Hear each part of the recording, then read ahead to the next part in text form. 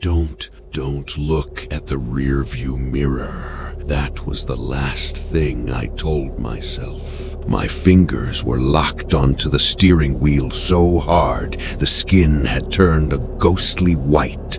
My heart, it was hitting my ribs so hard I couldn't breathe. I could feel it, not a shadow, but a presence, a cold, thick pressure against the back of my neck. And then the scratching started, not from outside, from inside the trunk. A sharp metallic sound, fingernails on steel. They call it the Devil's Highway. I used to laugh at the name. Now, I just want to remember what my home smells like before I become another missing person report on Highway 666. It started as a shortcut, a way to shave 2 hours off a cross-country move from Colorado to New Mexico. The sun was dipping below the horizon, painting the sky in bruises of purple and burnt orange. I've always liked driving at night. No traffic, no noise, just me and the open road. At least, that's what I thought. I remember passing the sign, mile marker 191. It used to be Route 666, renamed to 491 because of the stigma. I thought it was just superstition, middle of nowhere folklore to keep the tourists away. I had my coffee, my GPS was set, and the radio was playing some local station, just static and old country songs. It felt normal, grounded. I felt safe. The first glitch, it was small. I looked down at my GPS. The blue line was gone.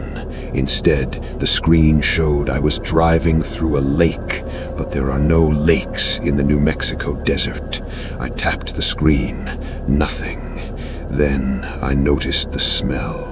Not the smell of dust or old upholstery. It was iron, sharp, like the smell of old copper coins or fresh blood. I reached for the window crank to get some air, but the handle was ice cold, sub-zero cold. My breath started to fog up in the cabin, even though the desert heat was still 90 degrees outside. And then I saw him, just for a second in the headlights. A man standing right on the yellow line. He didn't jump out of the way. He didn't move. He just stood there.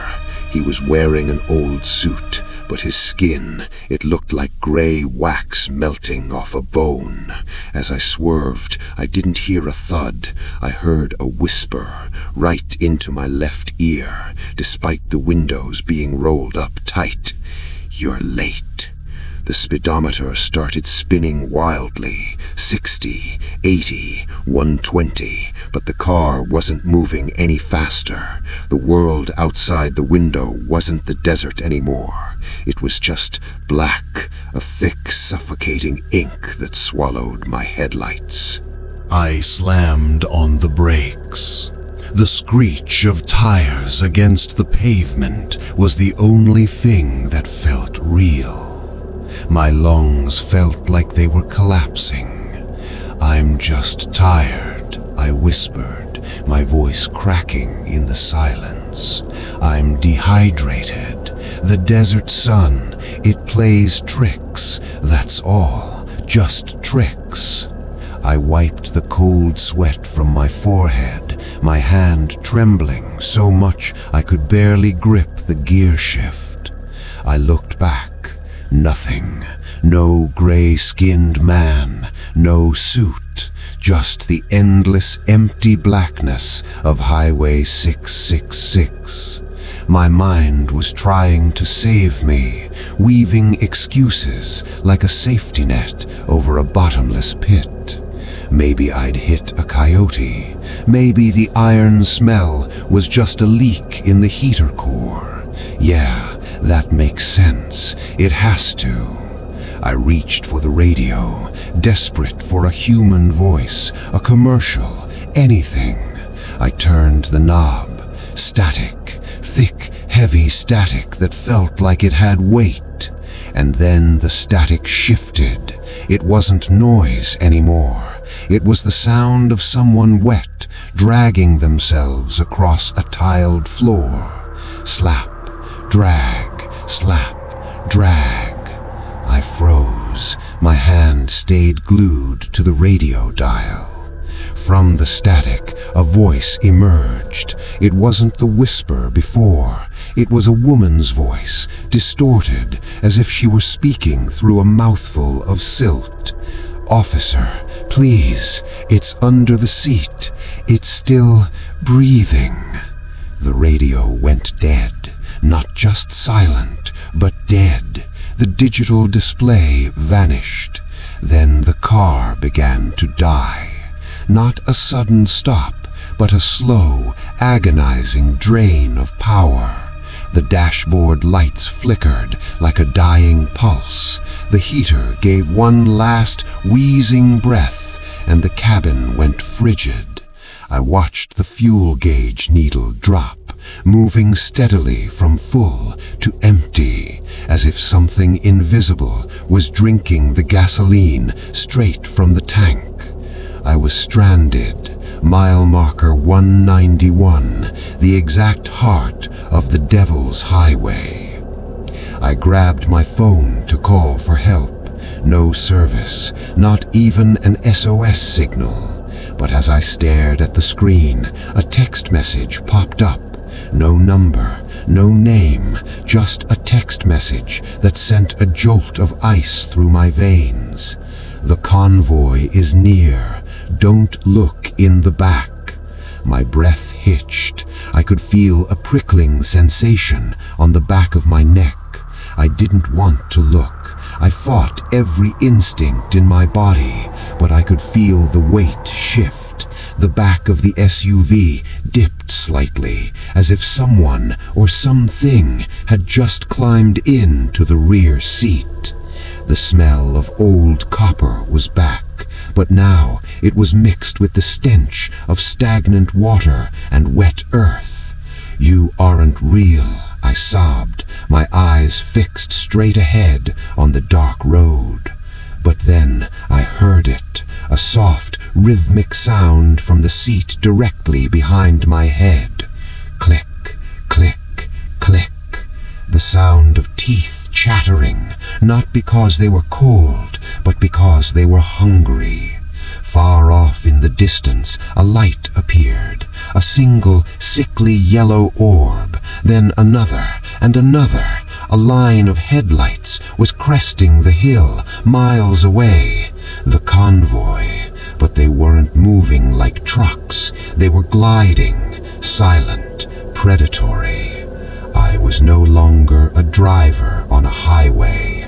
I was a fly caught in a web made of asphalt and bone. I reached for the glove box, my movements frantic and clumsy. I needed a flashlight. I needed a weapon. My hand brushed against an old leather-bound folder I'd never seen before. Something left behind by the previous owner, or perhaps something the car had birthed during the night. I clicked on my phone's flashlight, the beam cutting a weak path through the freezing air. Inside the folder were newspaper clippings, yellowed and brittle, dated 1992. The headline made the air in my lungs turn to needles. Search called off for the vanished 6. I scanned the text. A family of 4, a trucker and a state trooper, all gone in a single night. No wreckage, no blood, just their vehicles found idling in the middle of Route 666, doors wide open, engines running until the gas ran dry, just like mine was now. There was a handwritten note scrawled in the margin of the last page. It looked like it was written in charcoal, the letters jagged and thick. The road doesn't go to New Mexico. The road is a throat. If you stop, it swallows. A heavy thud hit the roof of the car. I jumped, the phone slipping from my hands and falling into the footwell. The sound wasn't like a branch or a rock. It sounded like a heavy, wet sack of meat had been dropped from a great height. Crunch, creak. The metal roof above my head began to groan. I watched, paralyzed, as a dent began to form in the ceiling. Something was up there, something heavy, something that was slowly kneeling down. Then came the scratching, not the faint sound from the trunk, but a violent, rhythmic tearing. Scritch, scritch, scritch. It sounded like someone was trying to peel back the roof with galvanized nails for fingers. "Get out!" I screamed at myself, but my legs were lead. I looked at the side window. A face was pressed against the glass, but it wasn't the gray man. It was the woman from the radio. Her skin was translucent, stretched so tight over her skull that it was tearing at the corners of her mouth. Her eyes were gone, just deep, hollow pits filled with shifting desert sand. She didn't knock. She just stared, her jaw unhinging further than any human jaw should, revealing a throat that looked like an endless dark tunnel. The passenger door handle began to jiggle, then the back door, then the trunk. Every entry point of the car was being tested at once. The convoy I had seen in the distance, the lights were closer now. They weren't trucks, they were spheres of pale, pulsating light, hovering just feet above the ground, circling my car like vultures around a dying animal. I realized then that the iron smell wasn't from a leak, it was coming from the road itself. The asphalt wasn't black, it was turning a deep bruised crimson. The highway was bleeding. I looked down to the floorboard to grab my phone, and that's when I saw it. The subtle wrongness had turned into a nightmare. My shoes weren't touching the carpet, they were sinking into it. The floor of the car was becoming soft, like wet clay. The road wasn't just swallowing the car, it was claiming me. I tried to pull my feet out of the floorboard, but the carpet felt like hungry, wet teeth. It was thick, visceral, like stepping into an open chest cavity. Every time I moved, the interior of the car groaned, a sound that wasn't mechanical, but biological. The seats felt like bruised muscle. The steering wheel felt like cold, calcified bone. The scratching on the roof stopped. For a second, the silence was worse than the noise. Then the whisper returned, but it wasn't coming from the air. It was coming from the vents. "Why did you stop, Ethan? You were almost home." I didn't answer. I couldn't. My jaw was locked in a silent scream. I looked out the windshield, hoping, praying for a glimpse of the real world. But the desert was gone. There was no sand, no cacti, no horizon. There was only the road.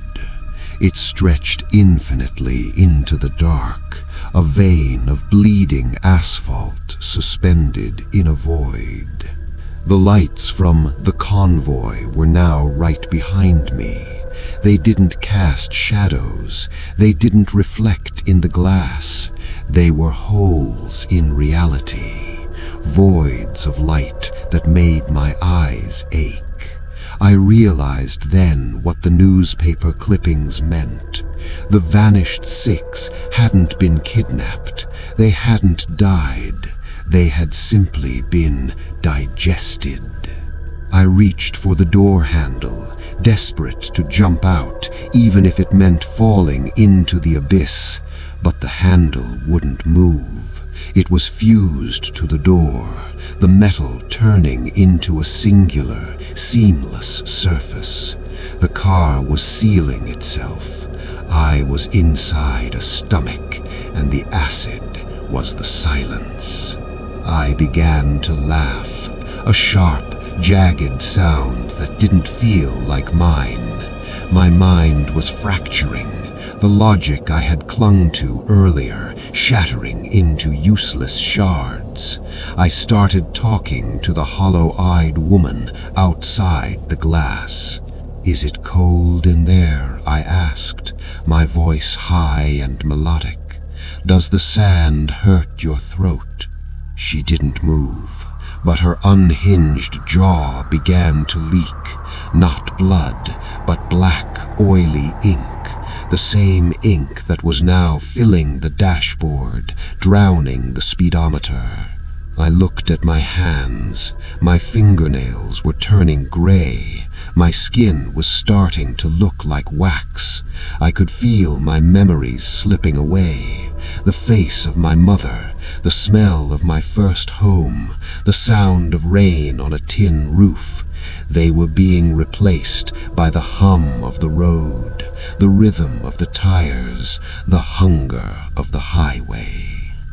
I wasn't Ethan anymore.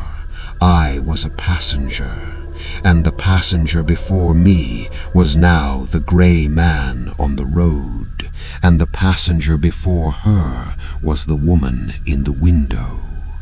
Thud. Something heavy hit the windshield. A hand, a gray, elongated hand with no nails. It began to smear the black ink across the glass, writing a single word over and over again. "Stay, stay, stay." The convoy pulled up alongside me. I looked over, and for a split second I saw into the cabin of the truck next to me. There was no driver, only a screaming, translucent figure fused into the seat, its mouth sewn shut with copper wire.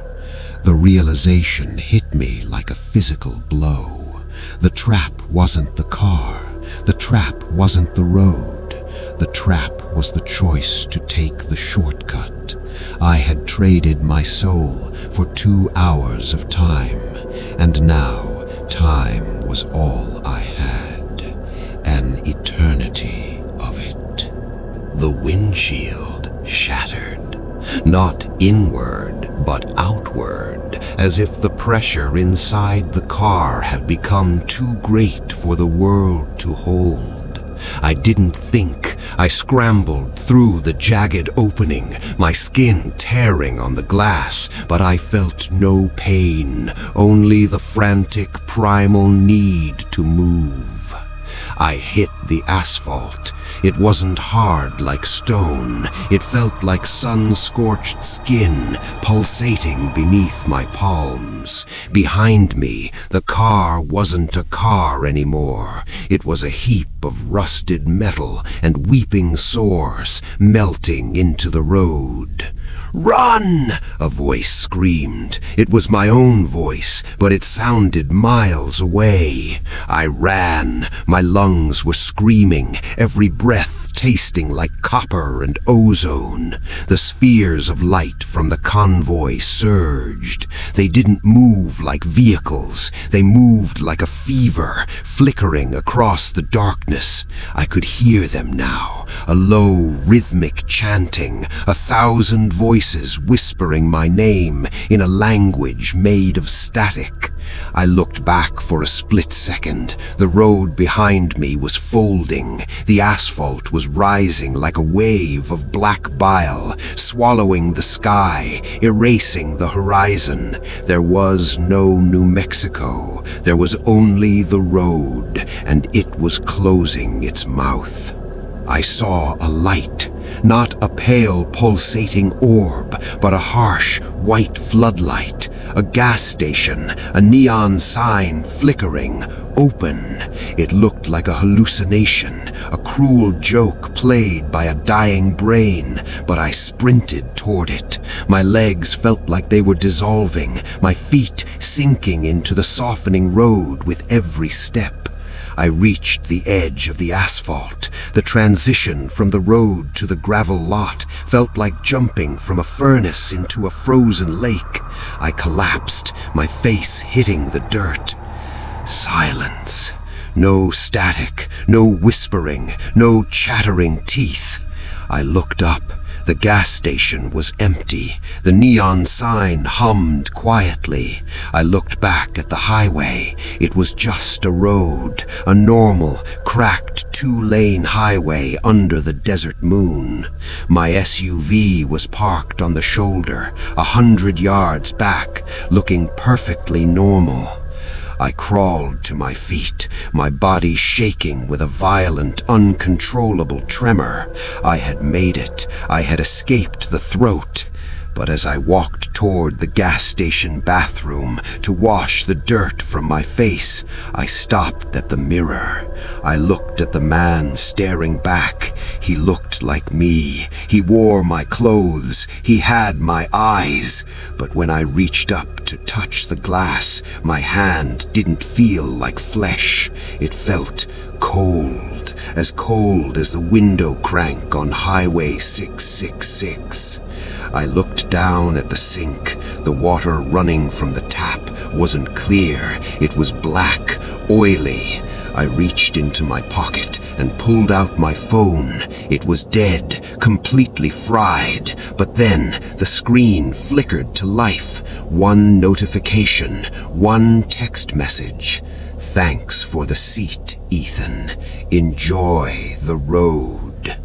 I felt a sharp, stinging pain in my left ear. I reached up and touched it. My fingers came away wet, not with blood, but with sand, gray, dry desert sand. I looked back at the highway through the window. A car was driving past, a small silver sedan, and for a fraction of a second, I saw myself, the real me, sitting in the passenger seat, screaming against the glass, while a gray-skinned version of me held the steering wheel. I didn't escape. I was the one who was traded, and you're listening to this. Maybe you're driving right now. Maybe you're looking for a shortcut to save a little time. You see a sign for a road you don't recognize, a road that feels a little too quiet. Check your rearview mirror right now. Is the person in the back seat someone you know, or is it just a shadow that's been waiting for a ride? Don't stop. Whatever you do, don't stop, because the road is always hungry, and you look like a long-distance traveler.